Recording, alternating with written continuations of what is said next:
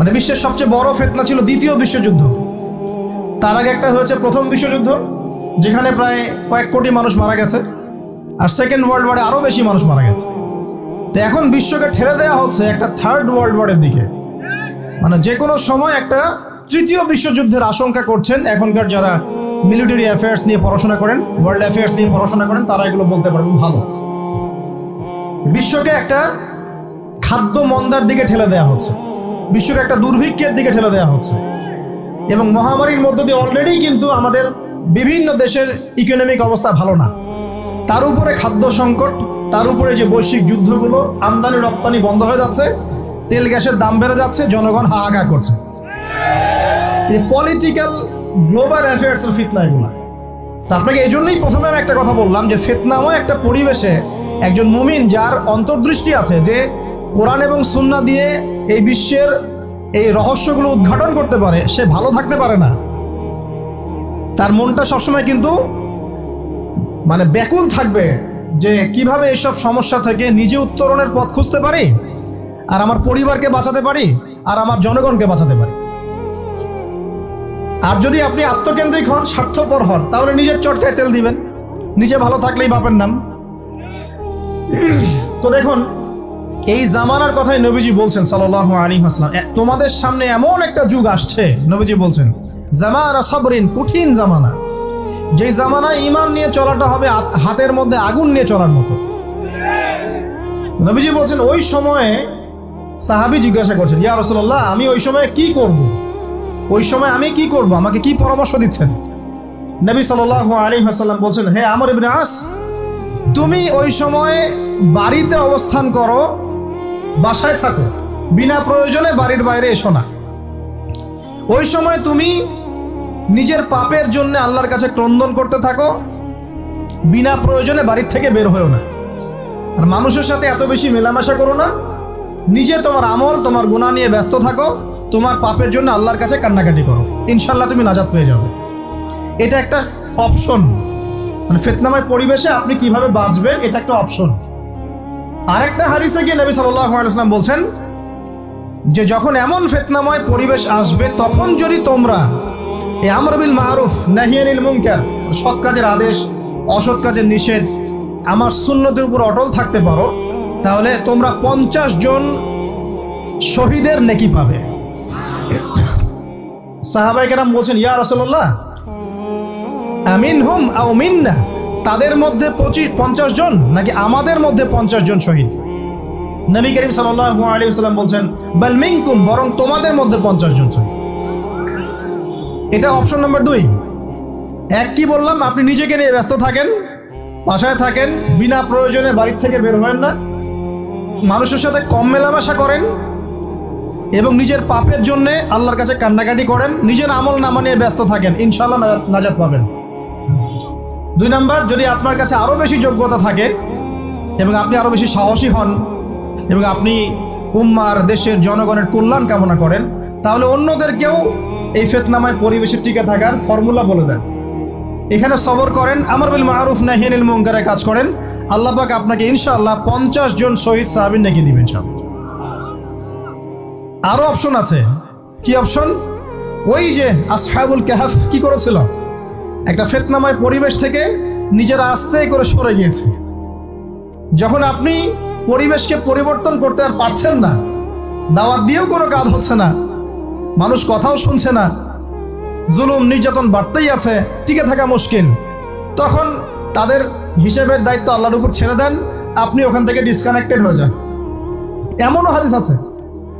তো হয়তো আপনার কাছে মনে হচ্ছে না এখনো ওই যুগ আসে নাই, কিন্তু আমি আপনাকে বলে দেই যে কোরআন এবং সুন্নাহর চোখ দিয়ে যদি আপনি দেখতে শেখেন এবং বর্তমান বিশ্বের প্রেক্ষাপটটা অ্যানালাইসিস করার যোগ্যতা আপনি অর্জন করেন কোরআন সুন্নাহর চোখ দিয়ে, আপনি বুঝতে পারবেন সেই সময় অনেক আগেই চলে এসেছিল। এখন ফিতনা এবং ফাসাদময় এই পরিবেশে আমরা কি করতে পারি, ছোট স্কেলে, বড় স্কেলে না, ছোট স্কেলে। আমি আজকে বড় বিষয় নিয়ে কথা বলতে আসি নাই, কারণ আমি চিন্তা করলাম যে আসলে প্রথমে যদি ব্যক্তিকেন্দ্রিক বিষয়টা ঠিক না হয়, বড় বিষয় আলোচনা করে কোনো লাভ নাই। আগে ব্যক্তি যদি ঠিক না হয়, বড় বিষয় আলোচনা করে আসলে কোনো লাভ নাই, আপনারা বুঝবেনও না, মাথার উপর দিয়ে চলে যাবে। এখন গ্লোবাল অ্যাফেয়ার্স নিয়ে কথা বলে খুব একটা ফায়দা নাই আপনাদের। এখন ইকোনমিক পুরো এই সুদভিত্তিক সিস্টেম আপনি চেঞ্জ করতে পারবেন না, এবং পুরো যে তাগুতি ব্যবস্থা আপনি চেঞ্জ করতে পারবেন না। আপনি কি করতে পারবেন? আপনি নিজেকে পরিবর্তন করতে পারবেন, আপনার পরিবারকে পরিবর্তন করতে পারবেন। এতটুকু আপনার পক্ষে এখন পর্যন্ত সহজ, ঠিক না? ঠিক কথা। এটা আপনি এখন করতে পারবেন। তো এটার ফর্মুলা কি? ফর্মুলা ঘাটতে গিয়ে আল্লাহ পাক আমার মাথার মধ্যে একটা হাদিস নিয়ে এসে দিলেন। কারণ আমি বিশ্বাস করি যে আপনারা বলছেন মৌলানা, আল্লামা, আমি আসলে এমন কিছু নই। এই কথাগুলো আসলে আমার সাথে যায় না। আমি নিতান্তই একজন ছোট মানুষ এবং তালেবে ইলম, জ্ঞানের পথের পথযাত্রী। আর আমি তালেবে ইলম হয়ে থাকতে চাই। আমি মুফতি নই, আমি মুহাদ্দিস, মুফাসসির বা এই যে শব্দগুলো আপনারা বলছেন, এমন কিছুই নয়। আসলে কিয়ামতের মাঠে আমি জান্নাতে যেতে পারবো কিনা আমি নিজেই জানি না। যখন কোনো মানুষ নিজেকে অনেক বড় মনে করা শুরু করবে, বুঝে নেবেন সেই ইবলিসের আনুগত্য করা শুরু করেছে আর কি। কারণ ইবলিস বলেছিল, আবা ওয়াস্তাকবারা, আমি খলাকতানি মিন নার ওয়া খলাকতাহু মিন তিন, আমাকে সৃষ্টি করেছেন আগুন দিয়ে, আদমকে সৃষ্টি করেছেন মাটি দিয়ে, আমি কেন আদমকে সিজদা করতে যাব? তো এটা ইবলিসের চরিত্র, আবা ওয়াস্তাকবার। সে উদ্ধত হয় এবং অহংকার প্রদর্শন করে। তো আমি মনে করি যে আমি কিছু বলি না, আল্লাহ রাব্বুল আলামিন আমাকে বলার তৌফিক দেন মাত্র, আলহামদুলিল্লাহ। তা আমার মাথায় একটা হাদিস আসছে, সকাল থেকে ঘুরছে।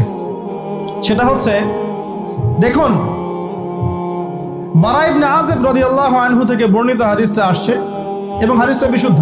এখান থেকে আমি মূল আলোচনা যাচ্ছি যে একদিন আনসার মানুষদের মধ্যে, আনসার কারা? আমাদের আনসার বাহিনী। আনসার কারা? যারা মুহাজির সাহাবীদেরকে আশ্রয় দিয়েছিল মদিনায়, তাদেরকে কি বলা হয়? আনসার। তাহলে শব্দটা সুন্দর না? তাহলে আমাদের বাহিনীর নামটাও সুন্দর, মাশাআল্লাহ। তো আনসার সাহাবীদের মধ্যে একজন ইন্তেকাল করেছেন, ইন্না লিল্লাহি ওয়া ইন্না ইলাইহি রাজিউন। এখন তাকে দাফন করা হচ্ছে, আর নবী সাল্লাল্লাহু আলাইহি ওয়াসাল্লাম কবরের পাশে চুপ করে বসে পড়লেন। তার বসা দেখা দেখি বাকি সাহাবীরাও তাকে ঘিরে গোল করে বসে পড়লেন। তারা বলছেন, আমরা এমনভাবে এখানে বসেছিলাম যেন আমাদের মাথার উপরে পাখি এসে বসতে পারে, চুপচাপ, কোনো নড়াচড়া নাই। দেখেন, রাসূলের সাথে বসার সুন্নত দেখেন। কোরআন এবং হাদিসের মাহফিলে বসার কিন্তু সুন্নত আছে। এখানে বসে দুনিয়াবি এত গল্পগুজব করা যাবে না, এই মোবাইল টোবাইল হাবিজাবি নিয়ে এত ব্যস্ত থাকা যাবে না, দিলের কান দিয়ে শুনতে হবে, ঠিক আছে? আদব আছে, না হলে কথা আপনার উপর তাসির করবে না। তারা এমনভাবে বসেছিলেন যেন মাথার উপরে পাখি বসতে পারে, সুবহানাল্লাহ। এবার নবী করিম সাল্লাল্লাহু আলাইহি ওয়াসাল্লাম বলছেন যে যখন মাইয়েতকে কবরে শোয়ানো হয় তখন সে তাকে দাফন করে যাওয়া ব্যক্তিদের হাঁটার খসখস আওয়াজ শুনতে পায়। এরপরে তাকে যখন শুইয়ে দেওয়া হয়, সে যদি মুমিন ব্যক্তি হয় তাহলে তার মাথার দিকে তার সলাত এসে দাঁড়িয়ে যায়। দুনিয়াতে আপনি যে নামাজগুলো পড়েছেন, আমি যে নামাজগুলো পড়ছি, এগুলো মাথার দিকে দাঁড়িয়ে যায়। ডান দিকে চলে আসে তার সওম, সওম মানে কি? রোজা। বাম দিকে চলে আসে যাকাত, যাকাত মানে কি? যাকাতের সাথে তো আমরা পরিচিত নই। আমরা ওই যে রাস্তাঘাটে যে দান খয়রাতগুলো উঠানো হয়, এগুলোর সাথে খুব পরিচিত, তাই না? কত টাকা, কত পয়সা, কি কি গান গড়ে আর টাকা কালেকশন করে না? অনেক সময় দেখা যায় রাস্তায় যাচ্ছি আমরা গাড়ি নিয়ে, পারলে গাড়ির সামনে এসে হুমড়ি খেয়ে পড়বে টাকা নেওয়ার জন্য। এইভাবে টাকা কালেকশন করতে কে শিখিয়েছে ইসলামে? আর আমরা অনেক সময় ছোট ছোট বাচ্চাদেরকে দিয়ে, মাদ্রাসার ছোট ছোট বাচ্চাদেরকে দিয়ে টাকা কালেকশন করাই। এটা ঠিক না। কেন ঠিক না জানেন? ছোটবেলা থেকেই ওর ব্যক্তিত্ব নষ্ট হচ্ছে। এই হাতটা উত্তম না এই হাতটা উত্তম? উপরের হাত উত্তম, নিচের হাত উত্তম? তো ছোটবেলা থেকে সে নিচের হাতে অভ্যস্ত হচ্ছে। দেখেন, এত টাকা পয়সা কালেকশন করে আমাকে আর একটা স্বতন্ত্র মসজিদ করতেই হবে জরুরি? খুবই জরুরি ছিল। মানুষের কাছে হাত চেয়ে, হাত পেতে, রাস্তাঘাটে এরকম করে গাড়ি থামিয়ে, তারপরে কি বলবো, সুর করে গান গেয়ে এত টাকা পয়সা কালেকশন করতেই হবে? মসজিদটা আমাকে টাইলস ফিটিং করতেই হবে? এসি মসজিদ করতেই হবে? আমরা এমনও মসজিদ রংপুরে দেখেছি 10 বছরেও টাকা কালেকশন শেষ হয় নাই। 10 বছর ধরে কালেকশন হচ্ছে। আমি ছোটবেলা থেকে দেখছি কালেকশন হচ্ছে, কি বুঝলেন? তো এগুলো আমাদের ব্যক্তিত্ব নষ্ট করে। মুসলিমরা উপরের হাতের মালিক। সারা বিশ্ব আমরা একসময় চালিয়েছি। এই পশ্চিমা সভ্যতা আমাদেরকে কি শিখায়? সারা বিশ্ব আমরা চালিয়েছি। এই আপনার উমাইয়া খেলাফতের সময়ও কর্ডোভায় আব্দুর রহমানের যে শাসন ছিল, কর্ডোভায়, স্পেন, পর্তুগাল, এই পুরো জায়গাগুলো পশ্চিমা বিশ্বের, এগুলো মুসলিমরা শাসন করেছে প্রায় 500-600 বছর। ইতিহাস তো আমরা জানিও না, পড়িও না, ভুলে গেছি। ইতিহাস পড়তে হয়। হিস্ট্রি ঘাটলে দেখবেন রাসূল সাল্লাল্লাহু আলাইহি ওয়াসাল্লামের 23 বছরের নববী যুগ, স্বর্ণযুগ, তারপর আবু বকর সিদ্দিকের খেলাফত, তারপর উমর ইবনুল খাত্তাবের খেলাফত। আবু বকর সিদ্দিকের 2 বছর বা 2.5 বছর, উমর রাদিয়াল্লাহু আনহুর প্রায় 10 বছর, তারপর উসমান রাদিয়াল্লাহু আনহুর 12 বছর, আলী রাদিয়াল্লাহু আনহুর প্রায় 2-2.5 বছর, তারপরে হাসান রাদিয়াল্লাহু আনহু 6 মাস। এরপরে উমাইয়া খেলাফত শুরু হলো মুয়াবিয়া রাদিয়াল্লাহু আনহুর হাতে, প্রায় 20 বছর। উমাইয়ারা শাসন করেছে প্রায় 90 থেকে 100 বছর। তারপর জাব নদীর যুদ্ধে উমাইয়া আব্বাসীয়রা একে অপরের সাথে যুদ্ধ করেছে, করে উমাইয়ারা পরাজিত হয়ে আব্বাসীয়রা ক্ষমতায় গিয়েছে। ক্ষমতায় গিয়ে তারা প্রায় শাসন করেছে প্রায় 550 বছর। এদিকে উমাইয়াদের মধ্যে যারা পরাজিত হয়েছে ওরা চলে গিয়ে কর্ডোভা, আন্দালুসিয়া, ওইদিকে খেলাফত কায়েম করেছে। তারপরে আবার এদিকে ফাতেমি খেলাফত ছিল, উসমানীয় খেলাফত ছিল, তারপরে মিশরে তুলুনি একটা রাজবংশ ছিল, আমাদের সাবকন্টিনেন্টে মোগলরা ছিল, সারা বিশ্বে আমরাই ছিলাম। ইতিহাস তো ভুলে গেছে। তা আমরা সবসময় উপরের হাত ছিলাম, উপরের হাত। আমরা দিতাম, মানুষ নিত। আর এখন কি হয়েছে? আমরা এখানে, আমরা চাই, মানুষ দেয়। আর ওরা কি এমনি দেয়? ওরা চড়া সুদ দিবে না? ওয়ার্ল্ড ব্যাংকে যান লোন নিতে, চড়া সুদ। আর এই সুদ শোধ করতে গিয়ে বিভিন্ন দেশ শ্রীলঙ্কা হয়ে যাচ্ছে। সুদ তো শোধ করতে হবে, এমনি তো আপনাকে আর এগুলো দিবে না। তো এই সুদটা শোধ করতে গিয়ে আমাদের জিনিসপত্রের দাম বেড়ে যাবে, তারপরে দেখবেন জনগণের উপর কর বেড়ে যাবে, অনেক প্রবলেম।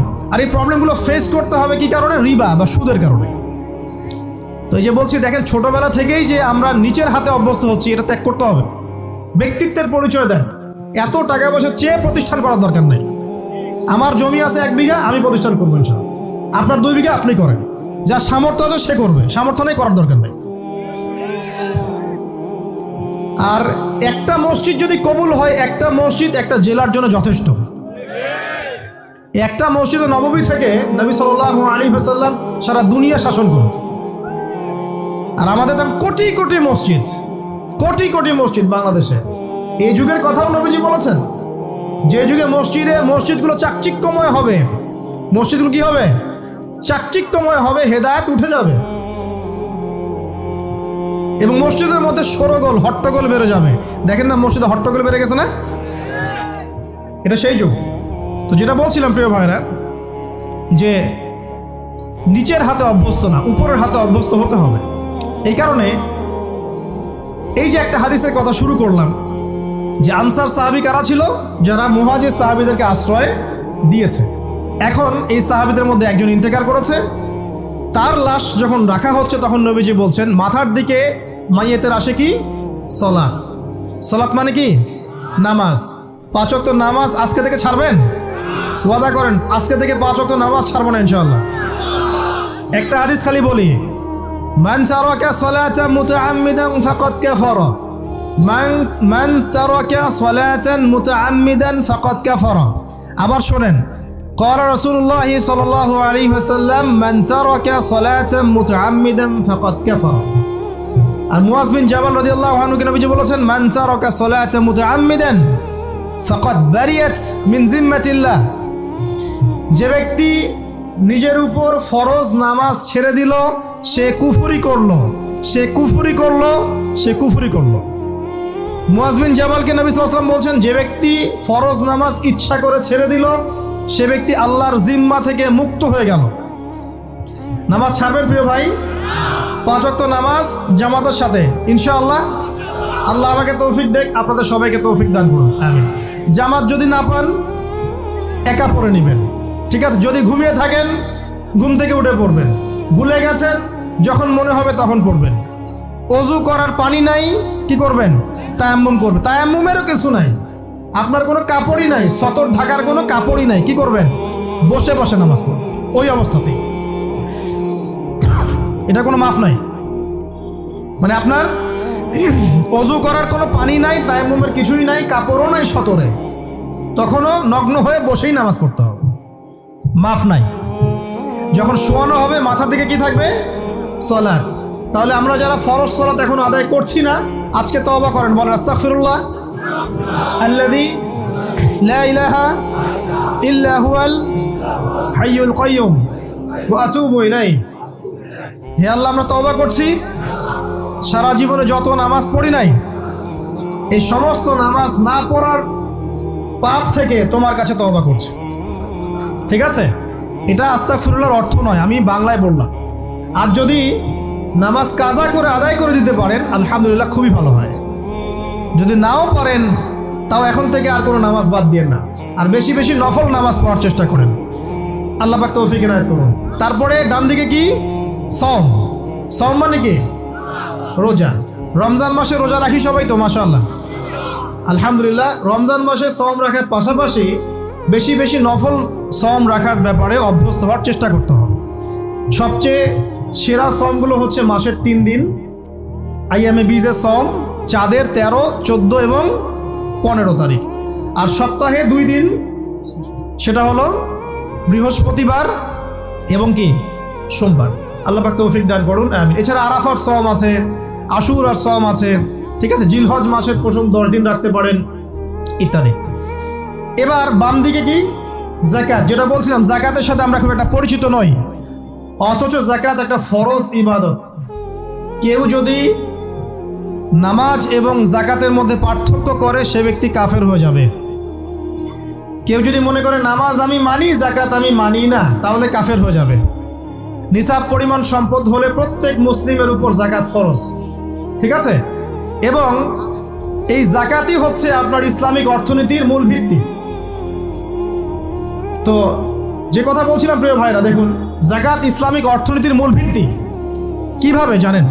ব্যবসা এবং যাকাত এটা কি করে? এটা একটা মার্কেটের মধ্যে সম্পদ ঘুরতে থাকে। আমি বুঝাচ্ছি আপনাকে। মনে করেন আপনি ব্যবসা করছেন এবং যাকাত দিচ্ছেন। যাকাত কারা দিবে? যারা যাকাতের নিসাব পরিমাণ সম্পত্তি রাখে, মানে কিছুটা ধনী তারা। তো তারা ব্যবসা করছে, মাশাআল্লাহ। ব্যবসা যখন করে, ব্যবসায় কি থাকে? লাভ থাকে, লস থাকে, লাভ থাকে, লস থাকে। লাভও হতে পারে আপনার, লসও হতে পারে। আর সুদে কি? শুধু লাভ, লস আছে? লস নাই। পার্থক্য বোঝেন। এখন ব্যবসা যখন আপনি করবেন, এই টাকা বা মূল যে ক্যাপিটাল যেটা বলে অর্থনীতির ভাষায়, এটা মার্কেটের মধ্যে সার্কুলেট করতে থাকবে। আজকে আপনি ধনী, লাভ করেছেন, কালকে লস করবেন, এই ধন আরেকজনের হাতে চলে যাবে। সে আবার ব্যবসা করছে, সে লাভ করলে সম্পদ তার হাতে থাকলো, লস করলে আরেকজনের হাতে। মানে এই মানিটা, ক্যাপিটাল যেটা, এটা মার্কেটের মধ্যে ঘুরতে থাকে, ঘুরতে থাকে। আজকে কেউ ধনী, কালকে কেউ ধনী, আজকে কেউ ফকির, কালকে কেউ ধনী, এভাবে। এখানে আল্লাহ পাক যাকে ইচ্ছা হয় ধন দেন, যাকে ইচ্ছা হয় দরিদ্র করেন। এটা আল্লাহ পাক নিয়ন্ত্রণ করেন। আবার এর মধ্যে যারা ধনী হবে তারা আবার যাকাত দিবে। কাকে যাকাত দিবে? যে গরিব তাকে। এই কারণে অর্থনৈতিক সাম্য থাকবে এবং টাকা, ক্যাপিটাল মার্কেটে সার্কুলেট করতে থাকবে। এটা হচ্ছে ইসলামিক ইকোনমিক্স। বুঝাতে পারছি না মনে হয়। আর রিবায় কি হবে? রিবায় কোনো লসের চান্স নাই। মানে এখানে ধনী আরো ধনী হতে থাকবে, গরিব আরো গরিব হতে থাকবে, প্লাস যাকাতও দিবে না। তখন সমাজের একটা অংশ অনেক ধনী হবে, আরেকটা অংশ একদম মাটিতে পড়ে যাবে, কোনো ব্যালেন্স হবে না।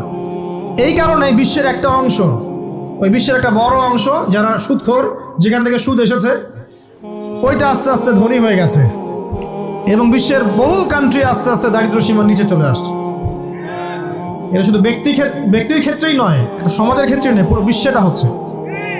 তো এই হলো রিবা এবং ব্যবসা ভিত্তিক, যাকাত ভিত্তিক ইকোনমিক সিস্টেমের পার্থক্য, বেসিক ডিফারেন্স। রিবার মধ্যে আল্লাহ পাক তার হাত উঠিয়ে নেন, আল্লাহ পাক সেখানে আর ইন্টারফেয়ার করেন না। ঠিক আছে, সুদ খাচ্ছ, তুমি তোমার মতো চলো এখন। আর ব্যবসা ভিত্তিক ইকোনমিক্স চললে আল্লাহ পাক সেখানে কাউকে ধন দিবেন, কারো কাছ থেকে নেবেন। আপনার ধন নিয়ে আমাকে দিবেন, আমার ধন নিয়ে আপনাকে দিবেন। আর আমি যদি ধনী হই, আমি আবার যাকাত দিব, সেই যাকাতের টাকা আবার আপনার হাতে যাবে, কেউ না খেয়ে মরবে না। তো সামনে এই যে বলা হচ্ছে 2023 সাল, শুধু 23 সাল না, আমার অবজারভেশন 2026-27 পর্যন্ত একটা অর্থনৈতিক মন্দা চলতে পারে। বলবে কিছু কিছু লোক যে ভবিষ্যৎবাণী করতেছে, আবার এটা ভবিষ্যৎবাণী নয়। আপনি বর্তমান সম্পর্কে খবর রাখেন না বলেই বর্তমানকে আপনার ভবিষ্যৎ মনে হচ্ছে। আমাদের অনারেবল মিনিস্টার যারা আছেন ওদেরকে জিজ্ঞাসা করেন, তাদেরকে জিজ্ঞাসা করেন, তারাও বলছেন যে 2023 সাল থেকে 26 সাল খাদ্যমন্দার মধ্যে যাবে। দেখেন নাই, তারা এই কথা বলছেন কারণ তারা বুঝতে পারছেন ওয়ার্ল্ডের অবস্থা ভালো না।